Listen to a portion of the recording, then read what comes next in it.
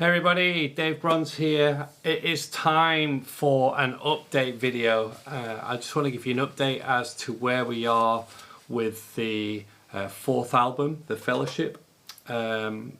Mainly for all the people that crowdfunded the album, but also I just want to answer a few questions that people have been asking about things like why does it take so long to record an album, people who want to know what's involved in the process.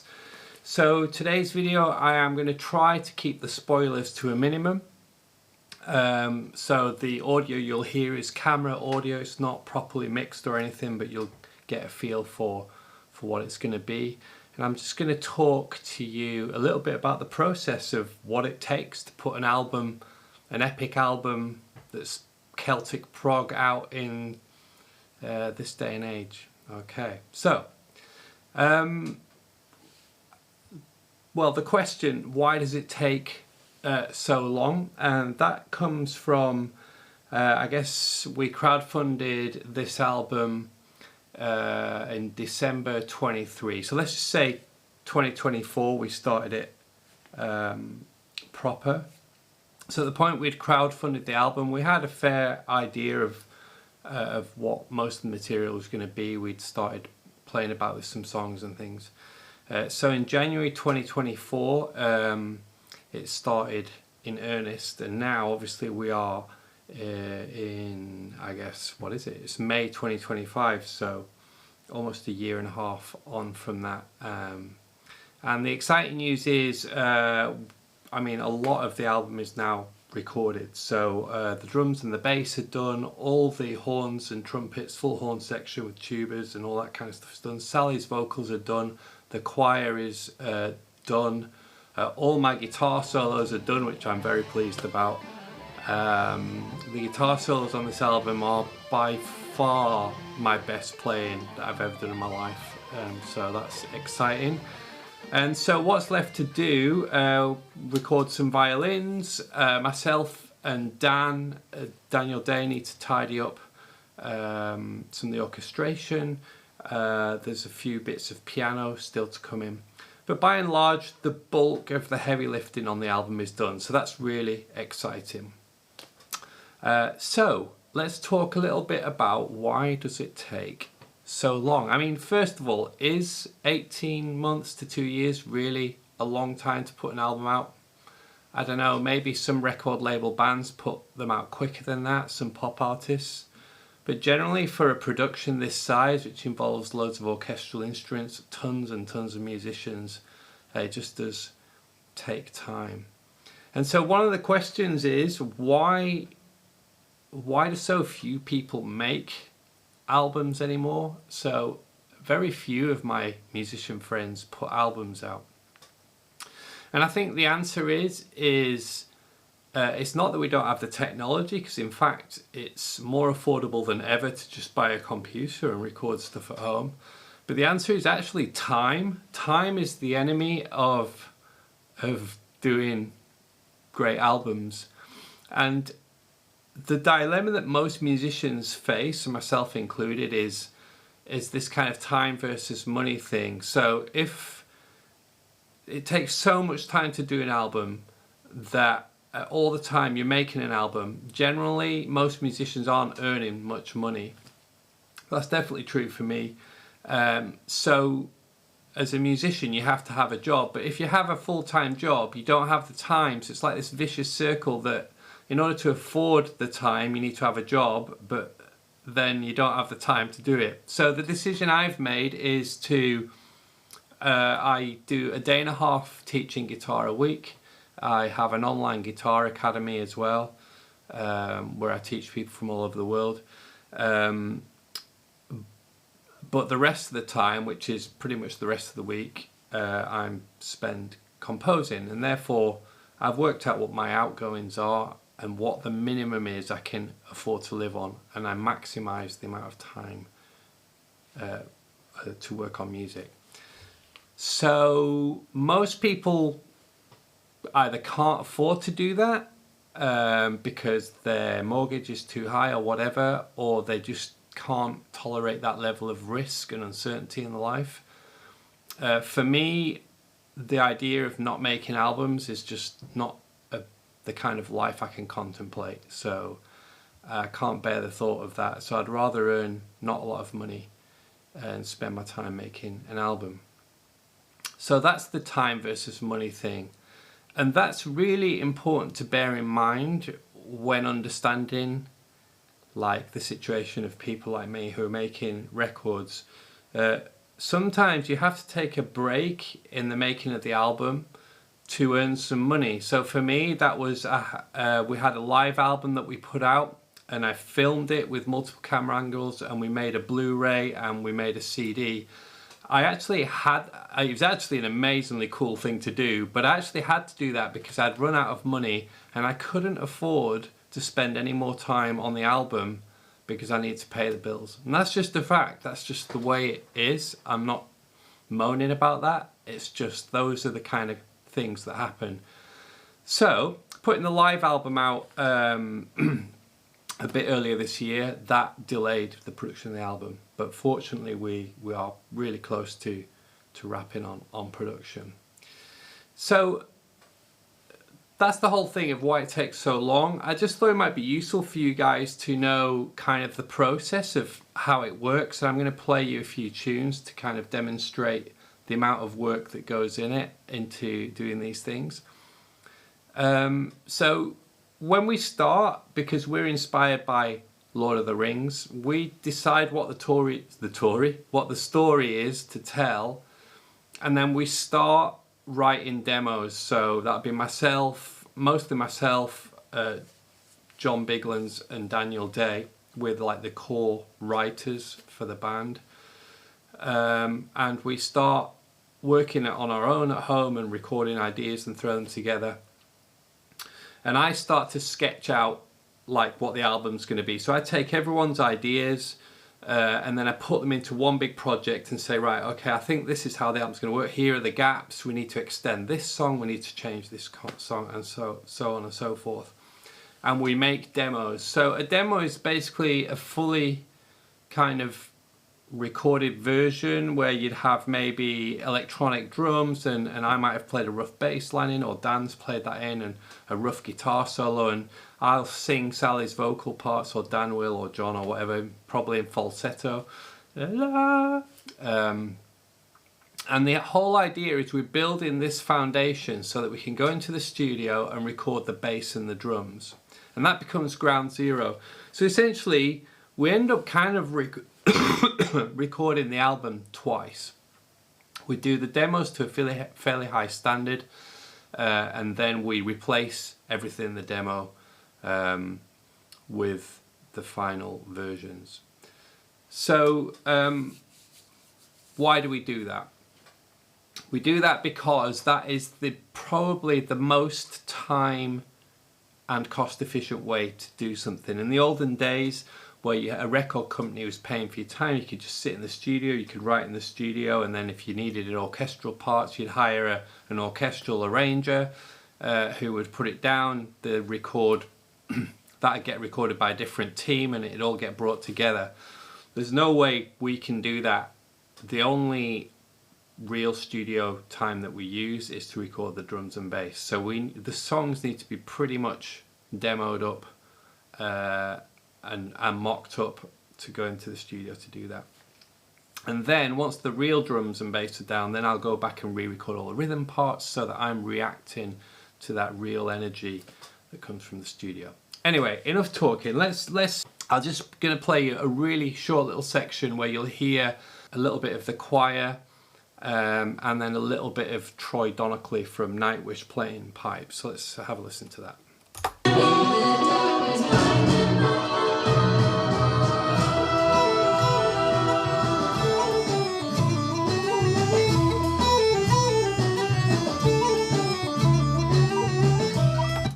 So that's a bit of a reel in 7/8. Really exciting to have Troy on that and the real choir. So let me give you an idea. So if I just change the camera angles, one thing you could do on a demo, for example, is you can play in like orchestral parts. So this will be like a horn part.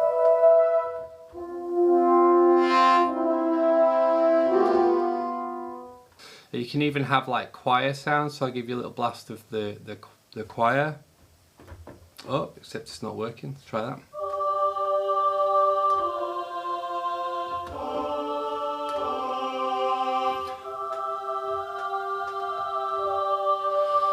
So those sounds are, you know, I mean, amazing in a way. You like that you can just play those on the keyboard, but contrast that to what you're going to hear now. So what you're going to hear now is real brass and real choir. Let me just show you how many parts are on this. So this is the project here.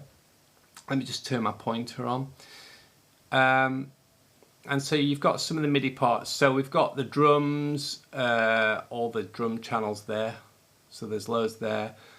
Bass, bit of rhythm guitar. We've got all the MIDI instruments that I use for the demos. Then we've got some of my lead guitar parts. Right, check this out. This is the brass parts, the real brass. Look how many parts there are there that I've recorded with Steve. So we've got horns, tubas, all sorts of things. Look, it just goes on and on and on, hundreds of tracks. And then we have the choir parts here as well. So we've got all the soprano parts, mezzo-sopranos. And so what we did, because we didn't have like a 100-piece choir, is we got some of the singers to sing their parts 2 or 3 times to layer them up to get that huge sound. That's all the singers there. Then Steve Bradnam had to do piano guides for the singers, so that takes a lot of time. Anyway, so I'll talk about how many tracks there is later. Let's just have a little listen to this now. So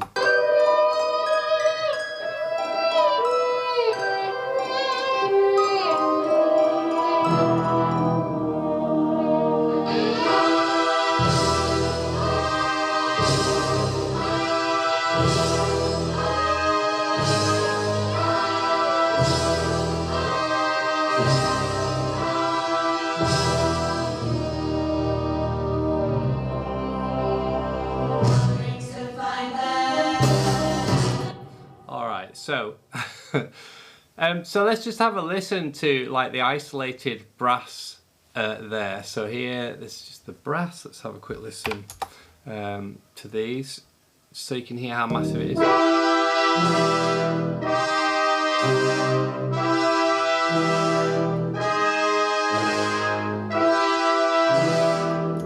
I mean, you just can't do that kind of sound with samples where you're getting just all that dynamic range. Let's listen to the choir on their own, just doing the stuff to double the brass. And together.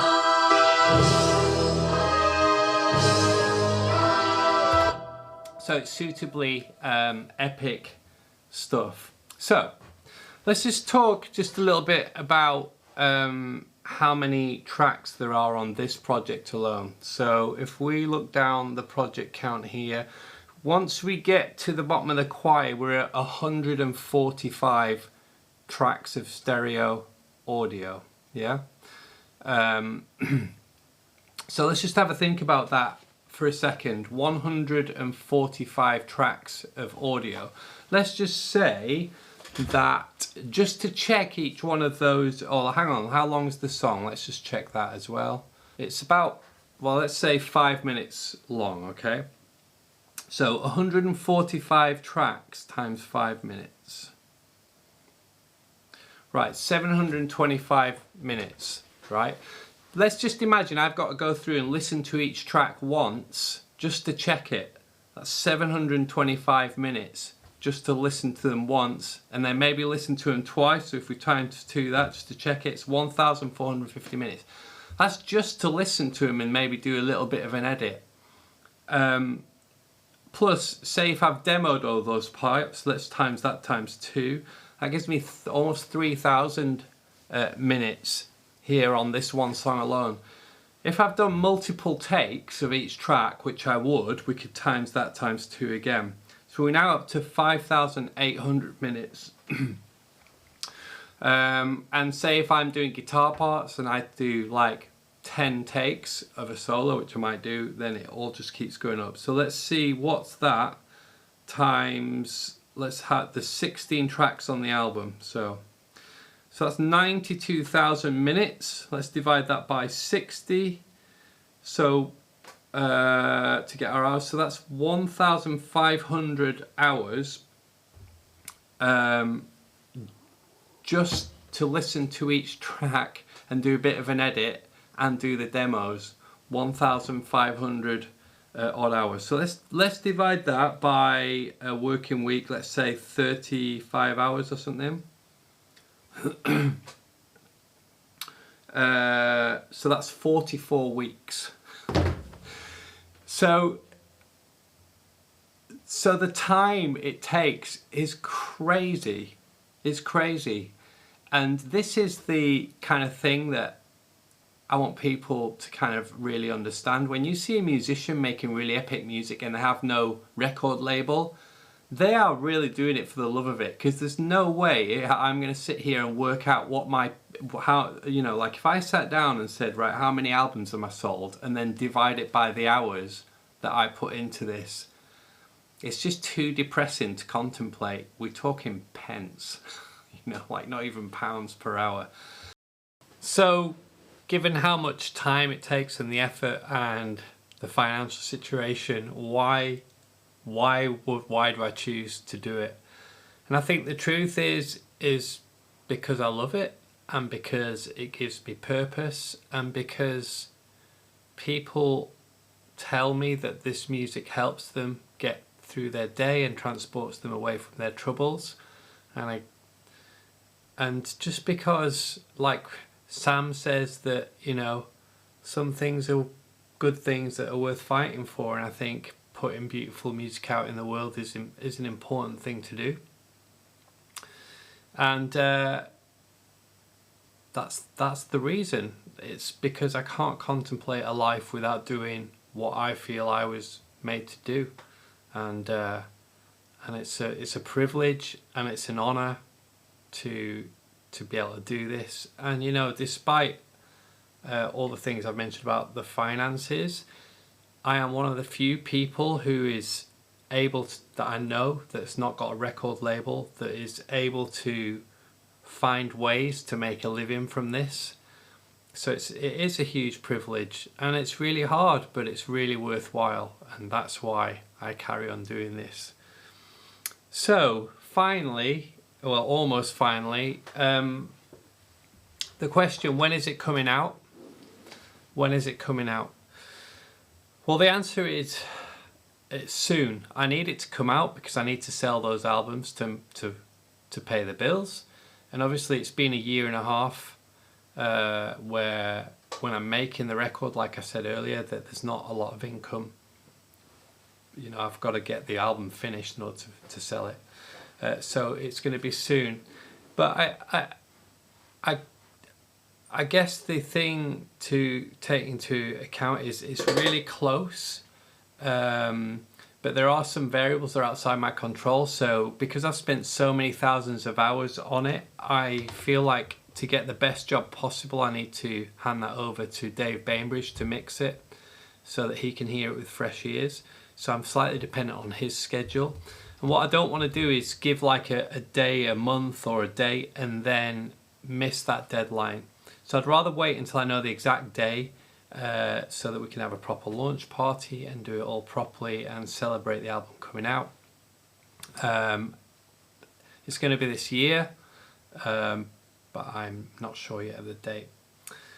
I also want to acknowledge the fact that some people might be slightly fearful of like it taking so long. Maybe they're worried that I'm either not doing any work on it, or I've just taken the crowdfunding money and I sit around idle reading books in the woods all the time. It really isn't that. I am working on this like pretty much all the time apart from weekends, because I need to prioritize my family life at the weekends. But I work on it do far more hours than I would if I had a regular job. So I'm working really hard on it, don't worry. Also, just think about my track record so far. Every crowdfunded album I've done, which I think we're up to our 4th or 5th one now, I've delivered on. I've never let you guys down. Feel free to leave me something in the comments if you've really been blown away, like where one of the albums has exceeded your expectations, let me know. That helps give people confidence that you know we're going to deliver.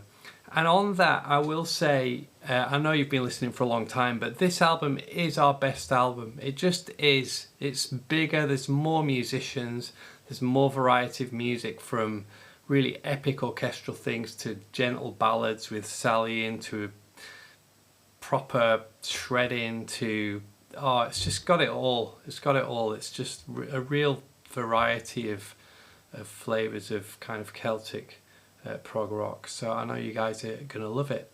And quality takes time, but I promise you it's going to be worth the wait. How can you support musicians like me who are making an album? Well, the number one way is by crowdfunding it. If you've already done that, I really appreciate it. Other ways is if you don't have much money, just sharing my YouTube videos and my Facebook posts, interacting with me, particularly on Facebook and YouTube. That really helps. Just spreading the word makes all the difference. If I could double my fan base, this would be a lot easier. So if you just got one extra person to like my music and subscribe to my YouTube, that'd be amazing. Practically in financial ways, I know some of you have bought everything, but if there's an album you don't have, buying that, buying the Blu-ray, a t-shirt, buying gifts for friends, all those things really help, and are just massively appreciated. So those are a few things you can do. So thank you for listening this far. I think we're around about the 20-minute mark. Thank you for all your support. May the music transport you.